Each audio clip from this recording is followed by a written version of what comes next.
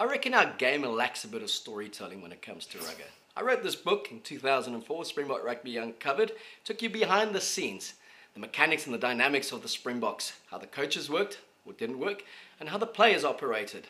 And I was very fortunate to be in the coaches box for the best part of 3 years with Harry Viljoen and Andre Markgraaff, Rudolf Stroyle, Tim Lane, and a host of other assistant coaches. And there are some bloody funny yarns. Most of them involve Andre Markgraaff, who I enjoyed as a person.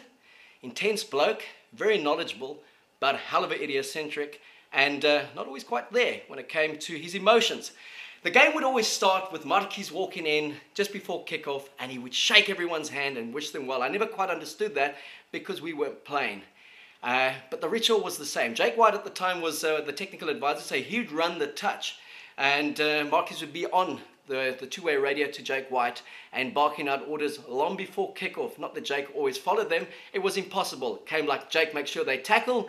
Jake would say, yes, Andre, and he would say, thank you, Jake, as the tackle was made, but Jake, he obviously hadn't moved. But in this one particular game, it was against the French in Durban. We had lost the first test unexpectedly at Ellis Park, and it was a brutal contest. And Markies was barking out the instructions, and he was telling Jake, Jakey, tell them to put the pressure on. Jakey, tell them to force the penalty. Jakey, tell them to kick in the corner, win the ball back. We're going to win this game. He turned around to Harry and myself. He said, Harry, Markies, ek sê vir jou, ons gaan hierdie fucking ouens wen. Ons gaan hierdie toets nog wen. We must just win that penalty, force the penalty, kick the points. We're going to take this test 18-17. To which Harry and I looked at Markies and said, maar Andre, ons is 17-15 voor. He said, oh, fuck, ek kom, ons is agter. That's just one of the tales I'll be telling you about life in the coach's box with the Springboks era 2000 to 2003.